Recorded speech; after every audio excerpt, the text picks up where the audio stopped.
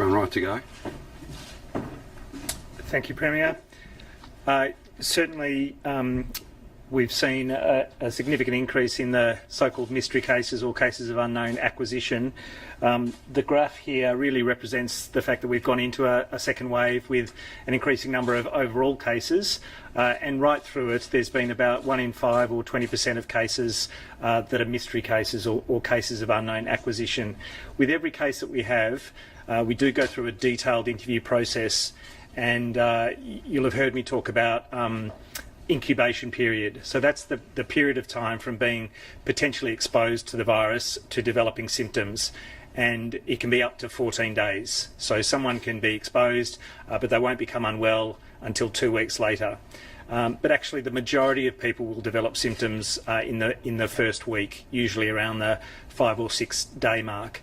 So for our contact tracers in our team who do the interviews, there is a detailed process of not just working out who your close contacts are when you're infectious, where you've been, who you've been in close contact with, but also the acquisition period, or that period of time before you become symptomatic. So we do go into a really detailed process of trying to find out where people have been in the days prior to becoming unwell and the people that they've been in close contact with, because we're trying to work out where they got it from.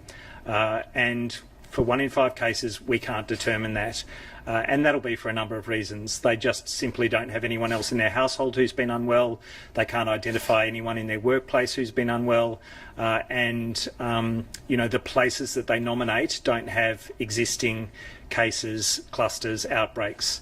And so we can't determine absolutely where they've got it from. But of course we know that there are other opportunities that people can pick it up. Sometimes they won't recall a close contact, and sometimes it might be that they've had a more casual contact, and for those people they can't identify where they've been or with whom they've been, but they've probably picked it up there. What is notable is that it has plateaued in the last week or so. That's related to a plateauing of our overall cases, but our so-called mystery cases have plateaued as well. If you look at this graph, it's a breakdown of metro and regional local government areas. For metro areas, it's about 20% that are so-called mystery cases. For regional Victoria, it's more like 13%. The reason for that is obviously we're linking more to known travel to Melbourne. It becomes easier to identify that someone has picked it up in a particular spot in Melbourne, because they are recalling that, they are talking about the places that they've been to or the people they visited in Melbourne. But the 13% is still of concern, because it does represent those mystery cases that might have been picked up locally in those local government areas. And the ones that are represented most strongly in the regions are the ones that the Premier's talked about as being of concern. So the Greater Geelong area, Greater Bendigo, Ballarat, and even Mitchell Shire, although Mitchell Shire has stabilised over time. And there is a variation in the number of, or the proportion of people who we say are mystery cases in those local government areas. When there's only 1 or 2 cases, then it might be 100% who are known cases where the acquisition is known, or it might be 0%. So when the numbers are very small, those proportions can vary a great deal. And in terms of the age groups, obviously there's a real significant representation for that young age group of 20 to 29-year-olds. For the older populations, I mean, it's all representative of the kind of proportions by age group in a normal population, but there is a bit of an overrepresentation of youth and an underrepresentation of the very oldest and the very youngest, and that's largely because we're linking a lot of our elderly cases to known outbreaks. They're known to be in residential aged care. They're known to be in hospital clusters or outbreaks as well. And for the very youngest group, again, linked to family members who are linked to workplaces or are linked to childcare or school settings when they were open. But over a quarter in that 20 to 29 age group. That does represent the majority age group for our cases overall, but it's certainly also overrepresented in our mystery cases. And they're probably more mobile. They do more of the essential activities for a household. They're obviously more engaged in the workforce, and so there are more opportunities for that age group to become infected and to be exposed to transmission. Happy to take questions. Does that breakdown apply for healthcare workers? Like, is it the same? Is it 1 in 5 with healthcare workers? Is it lower, higher? So healthcare workers, we're still working through their acquisition. There will be data next week that we're going to present on both the particular workforces that are mostly represented in our healthcare worker cases, but to try and dig down to exactly where they've acquired it. But I imagine there'll be a similar proportion of so-called mystery cases. Although healthcare workers, as we know, they're involved in outbreaks, they are involved in direct care, and so there are probably going to be more that get resolved in terms of where it's been picked up, or that it's been picked up from a known case. But often, it'll be a question of which known case or determining the exact transmission that might have occurred for health workers that is the challenge. And with people working... The man in his 20s who's died, was he linked to a known cluster, or was he a mystery? I don't have any further details on that, gentleman. Do you have a strategy for trying to drive down the increase in these mystery cases? Well, really the strategy is stage 4 restrictions. They will work both for cases where it's known close contacts, but it's obviously a really important intervention for community transmission where unknown transmission occurs. The fewer opportunities that people have by virtue of the stage 4 restrictions, then the less community transmission will occur, and we'll see that new daily cases of community or unknown cases come down over time. Do you know if aged care workers are still working across more than one aged care home? And I wonder if you know if that's happening with nurses across hospitals as well. Look, it's probably for the Commonwealth and the Victorian Aged Care Response Centre to answer that specifically. I know that there are some constraints in terms of being able to say you can only work in a single setting and no other settings whatsoever. But I know that for public sector aged care in particular, there's been a commitment and a policy directive to make sure that almost everyone, if not everyone, is working in a single facility and not across facilities. And can I just ask if people are still going to work in aged care homes while they're sick? We get lots of people saying, my wife is forced to go to work in the nursing home while she has a runny nose. Is that still happening?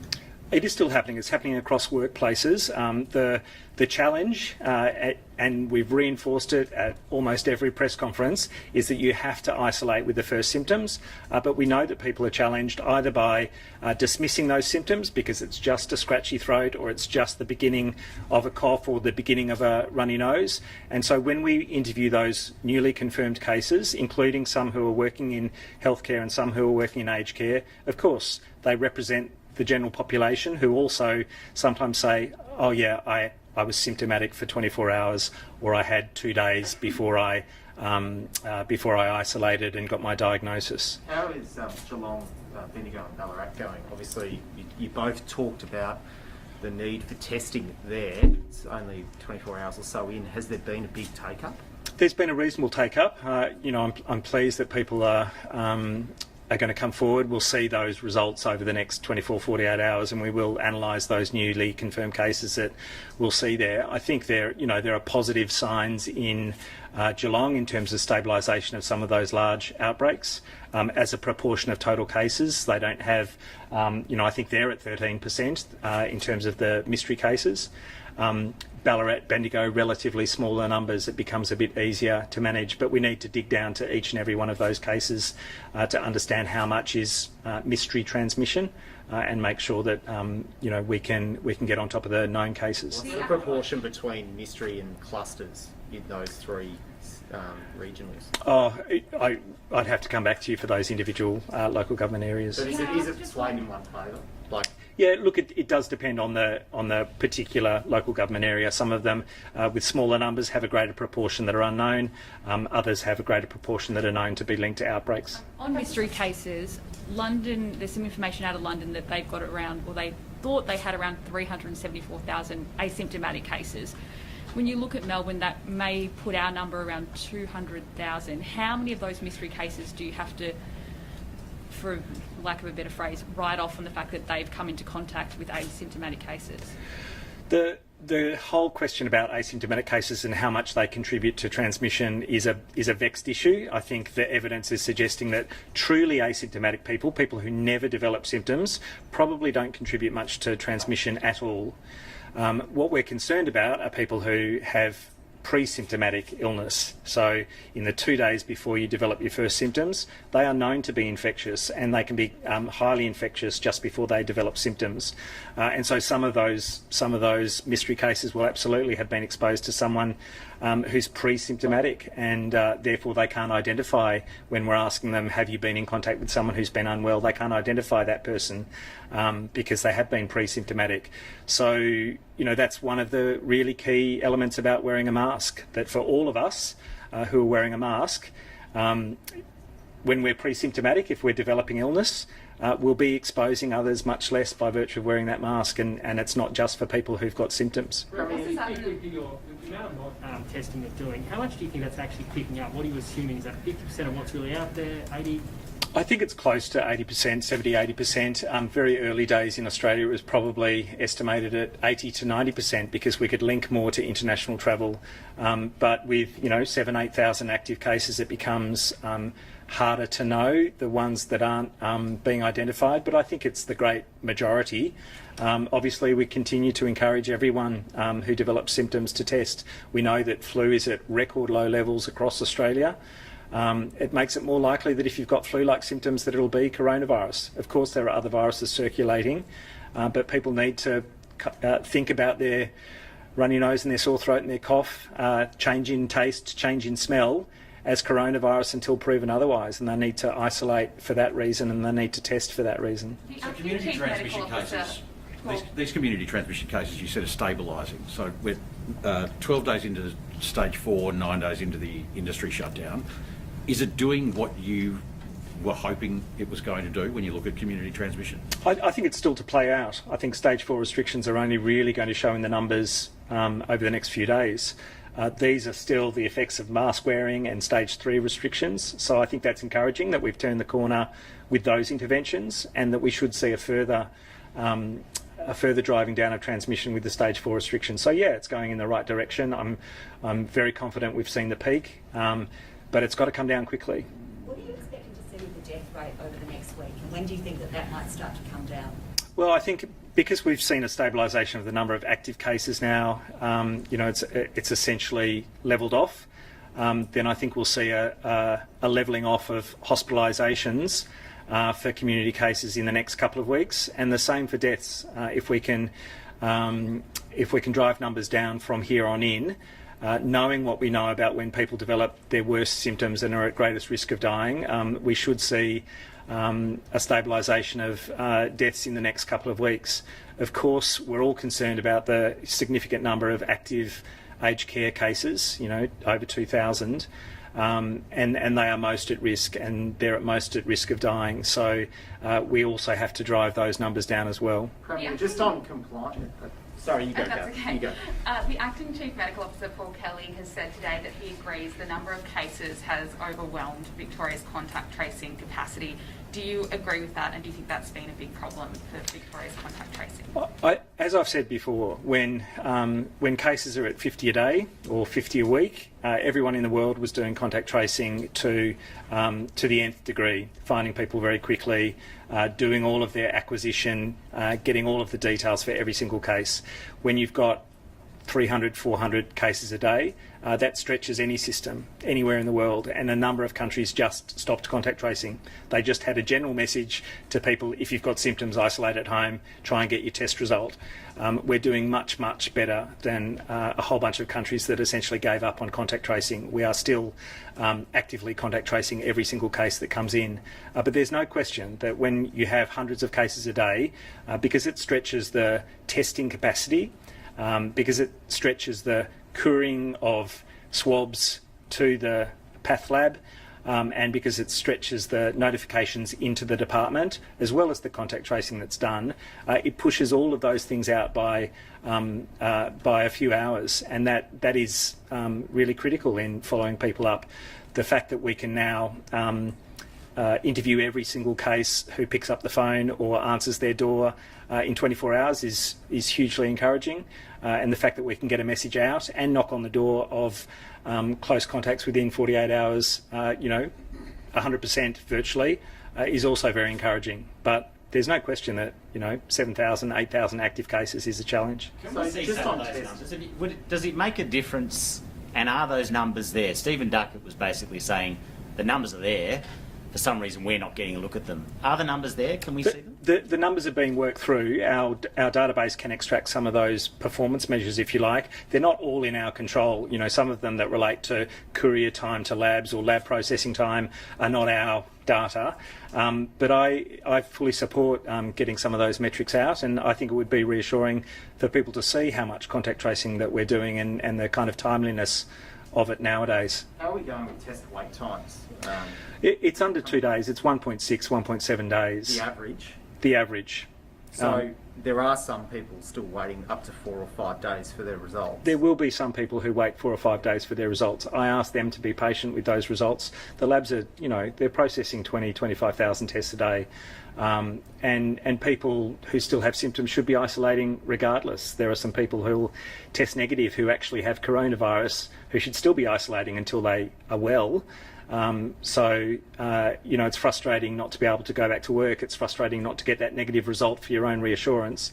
But again, the great majority of people will get that result in 48 hours. Premier, on compliance, we obviously heard about the great number of mystery cases are young people. Excellent. I'd like both of you to answer it, whichever order you... Brett go. Brett, did you mean peak of community transmission or overall, and how pleasing is that? Oh, same thing. Peak overall will be likely the peak of community transmission. It would be terrific if it's true. I'm very confident it's true, but we always watch the numbers every day. Today's a bigger number than yesterday, and we don't know what tomorrow will necessarily bring, but the trend is definitely downwards. The 5-day trend, the 7-day trend indicates that the peak was probably 4 or 5 days ago, and that we'll continue to see lower numbers overall as a trend from here on in. So what's your message for Victorians then? Keep at it. I mean, this is a long haul. We know that numbers are heading down, but we couldn't conceive of opening up with 200 cases a day. I don't think we could do it with 100 cases a day. We really need to drive numbers down to the lowest possible level, including zero, to give us the greatest confidence that we can ease restrictions and not see an upsurge that would have us heading back to restrictions again. We have to get to a point where it's entirely manageable, if not completely snuffed out. And to get there, you're going to have to get a message out to everyone. The ABC reporting yesterday that both federal and state governments looked like they were using Google Translate to get messages into the right language. Do you think we're reaching enough people who don't read the newspaper and don't speak English as a first language? Yeah, I will say, I think engagement with culturally and linguistically diverse communities is central to how we proceed from here on in.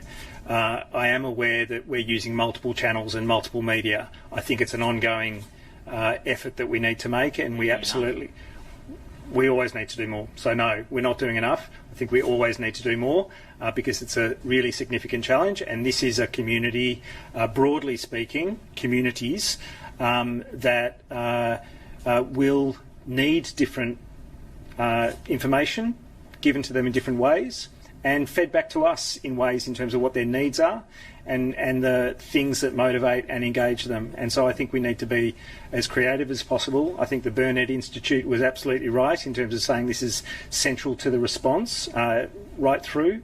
But it's a continued effort that we need to make. And I know that a lot of people from families where someone has a different country of origin will go to that country of origin for information, and a lot of that information is absolutely incorrect. A lot of it is directed misinformation, and that is entirely unhelpful in terms of people doing the right thing. So, yeah. And that'd be highly represented in that 20 to 29 of mystery cases, wouldn't they? Yeah, absolutely. So culturally and linguistically diverse communities are the youth cohort within those communities are absolutely the target. And that's not traditional media. We've got traditional media for a bunch of reasons. We've got campaign-style materials for a bunch of reasons. But we also need local champions, local youth, community leaders, but other individuals that people look up to or that people are influenced by who aren't necessarily establishment leaders. Putting aside what sort of happened in the hotels, looking at the people who became infected, is there indication that they didn't self-isolate properly or had that spread into the wider community once they were infected? Look, it's not clear. Across the board, we have people who self-isolate well, others who don't do it so well, others who don't do it for a bunch of reasons that are not wanton or malicious, that are about lack of understanding or other pressures to not self-isolate. But in terms of the specific circumstances out of hotel quarantine, I couldn't tell you. But we're being told that some people at hospitals that are getting tested have been asked to self-administer the test. What are the reasons for that? So there are some individuals who find it very uncomfortable or who are very anxious about having a test done by a albeit trained individual, and if it can facilitate that test getting done for somebody to do it themselves, especially the nasal test, the deep nasal swab as we call it, then we should have that available as an option rather than not have the test done or have someone fight the test. That should never happen. And so if someone can do the test themselves, find that point of comfort to be able to get a decent swab, then that's a useful option for them. So Is the automatic not having sufficient PPE, for example? No, it's not about staff not having sufficient PPE, but it doesn't require staff to have PPE. If someone's self-administering the test, they can obviously do it on their own away from others, and the test can then be picked up without a risk of that aerosol generating procedure happening with health staff around. Is the automatic rule for anyone that gets a test still to self-isolate? Anyone symptomatic who gets a test absolutely needs to But self-isolate. asymptomatic? Asymptomatic individuals do not have to isolate because they're like you and me. We're not self-isolating all of the time. The fact that we have a test doesn't change the fact that we're someone without symptoms. If we are a close contact, then we are always self-isolating. So someone who's a close contact is told to quarantine until they've done their 14 days. Just to be clear, if you wouldn't mind, I've been contacted by the owner of an abattoir who's been offered testing by the government to his employees, and in the documentation it says they don't need to isolate. Now, he was just a bit confused from him because, you know, there's been this big messaging around that everyone must self-isolate with testing. So if the government, and you're saying anyone that's asymptomatic gets a test, they do not need to isolate. Is that right? If they're not a close contact, yeah. If they haven't been told to self-isolate, quarantine, because they're a close contact, because we know that they need to do a 14-day quarantine period, then no, they don't need to self-isolate if they have no symptoms. Can I ask the Premier, if I may, let's talk football. So, Before we do that, We can. can we do peak for the Premier first? Before we do that, Peak. tonight was not a